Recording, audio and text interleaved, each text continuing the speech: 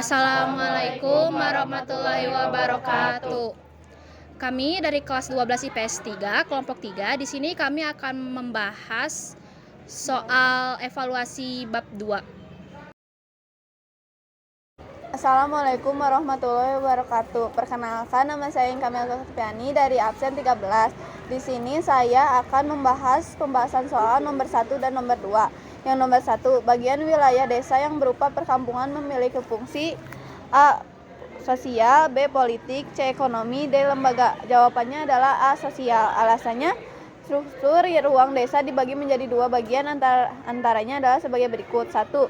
Desa memiliki fungsi sosial berupa wilayah perkembangan. 2. Desa memiliki fungsi ekonomi berupa wilayah pertanian. Berdasarkan penjelasan tersebut, wilayah desa berupa perkampungan memiliki fungsi sosial. Yang ketiga, desa memiliki fungsi politik sebagai penyelenggaraan pemerintah desa seperti tata raja, pemerintah, penetapan peraturan desa. Berempat, desa memiliki fungsi budaya sebagai melestarikan kearifan lokal. Yang kelima, desa memiliki fungsi lembaga sebagai membantu pelaksanaan fungsi penyelenggaraan pemerintah desa, pelaksanaan pembangunan desa, pembinaan kemasyarakatan desa, serta pemberdayaan masyarakat desa. Soal nomor 2, kualifikasi desa berdasarkan kegiatan pokok atau kegiatan yang menonjol, yaitu 1. Desa agroindustri, A. Desa agroindustri, B. Desa swadaya, C. Desa swakarya, D. Desa swasembada. Jadi jawabannya adalah A. Desa agroindustri. Alasannya, kualifikasi desa berdasarkan kegiatan pokoknya dikemukakan oleh Daljoeni. Menurut Daljoeni, kualifikasi kota berdasarkan kegiatan pokoknya dibagi menjadi 4, yaitu 1. Desa agrobisnis, yaitu desa yang penduduknya menjual hasil pertanian ke daerah lain. 2. Desa agroindustri, yaitu desa penduduknya mengolah hasil pertanian menjadi barang jadi atau barang setengah jadi. Yang ketiga, desa pariwisata, yaitu desa yang memiliki daya tarik wisata sehingga penduduknya berkegiatan di sektor pariwisata. Keempat, desa industri non pertanian, yaitu desa penduduknya mengolah bahan mentah yang bukan barang pertanian menjadi barang jadi. Oleh karena itu, kualifikasi desa berdasarkan kegiatan industri yang mengolah hasil pertanian menjadi barang jadi atau barang setengah jadi. Pada pilihan A, B, C, D, E di soal ini jawabannya adalah A. Desa agroindustri. Karena jawaban B. Desa swadaya dan C. Desa maju, D. Desa swakarya dan E. Desa swasembada tidak masuk ke dalam kualifikasi desa berdasarkan pokoknya. Sekian dari saya. Assalamualaikum warahmatullahi wabarakatuh. Selanjutnya, di sini saya akan membahas soal nomor 3 dan 4. Yang pertama, soalnya adalah pola keruangan desa di mana rumah penduduk berderet di kanan atau di kiri jalan, sungai, dan pertanian terletak di belakang rumah penduduk, termasuk pola. Jawabannya C. Memanjang. Alasannya karena desa memiliki beberapa pola pemukiman yang berbeda, tergantung dari kondisi fisiografi wilayah setempat, yaitu yang pertama, pola memanjang adalah pola pemukiman yang berjajar mengikuti jalur sungai, jalan, dan pantai. Pola memanjang jalan berkembang di dekat jalan raya atau mengikuti garis jalan karena ada pemicu banyaknya jalan raya dan tersedianya sarana transportasi untuk mempermudah mobilitas. Yang kedua, pola tersebar. Pola pemukiman yang tersebar menjadi pemukiman penduduk yang kecil. Biasanya pola ini berada di daerah karst yang tanahnya kurang subur dan daerah dengan relief yang tidak rata. Ketiga, ada pola memusat. Memusat atau mengelompok suatu objek seperti mata air, persimpangan jalan, dan lain sebagainya. Maka pola keruangan desa dengan rumah penduduk berderet di kanan atau di kiri sungai dan pertanian terletak di belakang rumah penduduk merupakan pola memanjang. Yang keempat, suatu kota lebih ditekankan pada kenampakan fisiknya merupakan pengertian kota berdasarkan. Jawaban yang tepat adalah B. Morfologikal.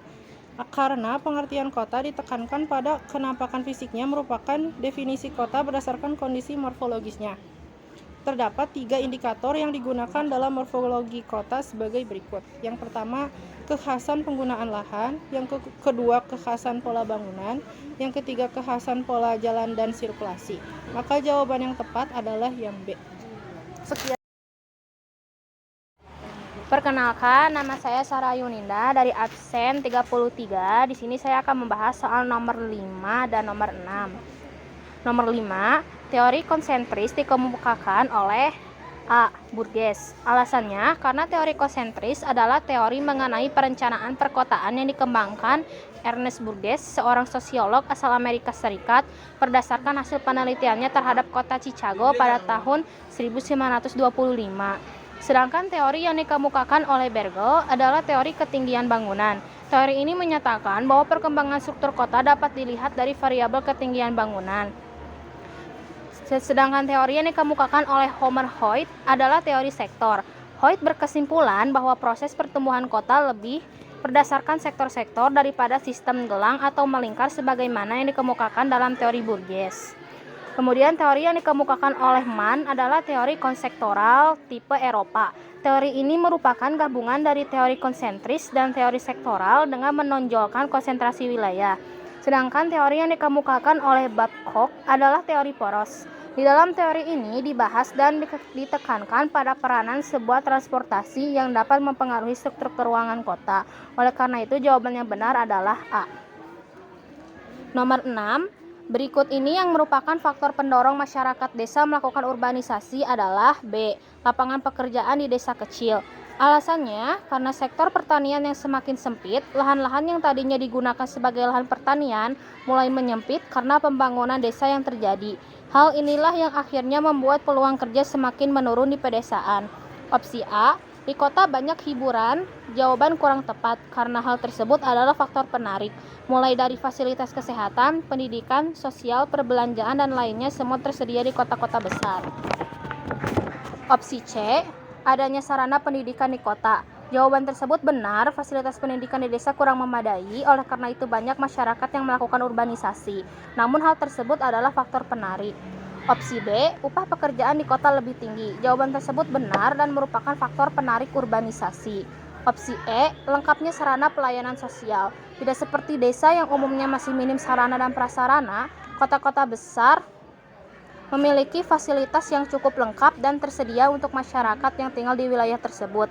Namun hal tersebut faktor penarik urbanisasi dari daerah tujuan. Oleh karena itu, jawaban yang benar adalah B, lapangan pekerjaan di desa kecil. Perkenalkan, nama saya Yutedi Rafizi dari opsi 1. Di sini saya akan menjelaskan nomor 7 dan 8. Nomor 7, Bandung, Bogor, dan Subang merupakan contoh kota-kota yang sejarah pertumbuhannya berawal dari fungsinya sebagai pusat. Jawabannya C, perkebunan. Karena kota Bandung, Bogor, dan Subang pada awalnya merupakan wilayah perkebunan yang kemudian berkembang menjadi kota seperti ini. Nomor 8, fungsi kota menurut Christaller dalam konsep Central Place Theory adalah pusat. A, kegiatan. Karena menurut Christaller mengemukakan bahwa pusat pertumbuhan merupakan pusat segala kegiatan yang memerlukan wilayah pemasaran untuk barang dan jasa yang dihasilkannya. Sekian dari saya. Wassalamualaikum. Perkenalkan, saya Debbie Rahayu dari absen 6. Di sini saya akan membahas soal nomor 9 dan 10. Nomor 9 yaitu berdasarkan sejarah terbentuknya kota. Berikut ini yang termasuk kota perdagangan di Indonesia adalah yang B, yaitu Surabaya. Karena Surabaya merupakan salah satu kota yang berkembang dari pusat perdagangan. Sedangkan opsi Yogyakarta dan Solo merupakan kota yang berkembang dari pusat pemerintahan. Sedangkan opsi Bandung merupakan kota yang berkembang dari pusat perkebunan dan Bukit Asam berkembang dari pusat pertambangan. Untuk soal nomor 10, pernyataan berikut ini yang bukan merupakan usaha pemerintah untuk mengatasi masalah-masalah urbanisasi adalah yaitu meningkatnya kriminalitas, karena pemerintah melakukan upaya-upaya yang dapat menekankan angka laju urbanisasi penduduk. Beberapa upaya yang dilakukan oleh pemerintah guna mengatasi masalah-masalah urbanisasi adalah dengan melakukan pembangunan di desa, desentralisasi industri, menanam investasi di desa, dan meningkatkan transportasi, sehingga meningkatnya kriminalitas bukan merupakan usaha pemerintah dalam mengatasi urbanisasi. Assalamualaikum warahmatullahi wabarakatuh. Perkenalkan, nama saya Gata Naskah Isfahani dari kelas 12 IPS 3. Di sini saya akan membahas soal nomor 1. Pertanyaannya, jelaskan ciri-ciri masyarakat perkotaan. Jawabannya, yang pertama, pola interaksi berdasarkan pada kepentingan pekerjaan. Interaksi sosial yang terjalin pada masyarakat perkotaan umumnya karena kepentingan pekerjaan. Yang kedua, bersifat modern. Pola pikir yang terbuka serta sumber informasi yang banyak membuat masyarakat perkotaan menjadi tren-tren internasional dalam berbagai bidang. Yang terakhir, individualisme. Mereka cenderung melakukan segala sendiri. Kesibukan dalam melakukan pekerjaan membuat masyarakat perkotaan terbatas dalam melakukan interaksi. Perkenalkan, nama saya Muhammad Samka. Saya akan menjelaskan nomor 2, yaitu sebutkan 3 faktor yang mempengaruhi interaksi antar wilayah. Yang pertama yaitu wilayah yang saling melengkapi. Hubungan wilayah yang saling melengkapi dimungkinkan karena adanya perbedaan wilayah dalam ketersediaan dan kemampuan sumber daya. Lalu yang kedua, kesempatan untuk saling berintervensi. Kesempatan untuk berinvestasi merupakan suatu kemungkinan perantara yang dapat menghambat timbulnya interaksi antar wilayah atau dapat menimbulkan suatu persaingan antar wilayah. Lalu yang ketiga, kemudahan transfer atau pemindahan dalam ruang. Faktor lain yang mempengaruhi pola interaksi antar wilayah ialah adanya kemudahan pemindahan dalam ruang, baik proses pemindahan manusia, barang maupun informasi. Saya akan menjelaskan soal nomor 3. Jelaskan bentuk-bentuk persebaran desa. Persebaran desa dibagi yaitu sebagai berikut. A. Pola persebaran linear atau memanjang adalah sebuah pola persebaran desa yang memanjang mengikuti garis jalan, garis pantai, sungai, atau rel kereta api. B. Pola persebaran radial atau memusat adalah sebuah pola persebaran desa yang berada di daratan tinggi dengan bentuk memusat atau bergerombol mengelilingi sumber mata air. Dan yang C, pola persebaran penduduk menyebar adalah pola persebaran penduduk yang berada di daerah dataran rendah dengan kondisi tanah dan struktur tanah yang tidak rata. Assalamualaikum warahmatullahi wabarakatuh. Perkenalkan, nama saya Rasya Esa Finli Mauri. Saya dari absen 27. Saya akan menjelaskan bagian 2 nomor 4, yang soalnya adalah jelaskan dampak positif dan negatif perkembangan kota terhadap masyarakat kota. Jawaban saya positif itu ada 5, yaitu meningkatkan perekonomian masyarakat setempat. Yang kedua, meningkatkan kesejahteraan masyarakat. Yang ketiga, menambah fasilitas pelayanan publik seperti pendidikan dan kesehatan. Yang keempat, meningkatkan mobilitas masyarakat. Dan yang kelima, meningkatkan aksesibilitas baik transportasi maupun komunikasi. Dan negatifnya adalah memunculkan kawasan kumuh atau disebut slum area. Yang kedua, tingginya angka kriminalitas. Yang ketiga, tingginya jumlah penduduk pendatang sehingga menimbulkan kemacetan. Yang keempat, persaingan dan biaya hidup tinggi. Dan yang terakhir adalah modernisasi di kota memunculkan sifat individualis. Alasan saya memilih jawaban itu adalah karena perkembangan wilayah merupakan hal yang sering terjadi pada daerah kota maupun desa.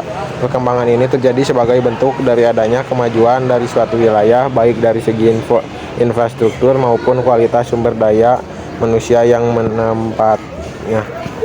Sekian. Di sini saya akan membahas esai nomor 5, yaitu sebutkan 4 manfaat interaksi desa dan kota. Yang pertama yaitu tercukupnya tenaga kerja dari penduduk desa, dan yang kedua pendidikan desa semakin maju, yang ketiga sarana dan prasarana transportasi meningkat, dan yang keempat yaitu bahan pangan kota terpenuhi oleh pasukan dari desa, dan begitu juga sebaliknya. Sekian dari kami. Wassalamualaikum warahmatullahi wabarakatuh.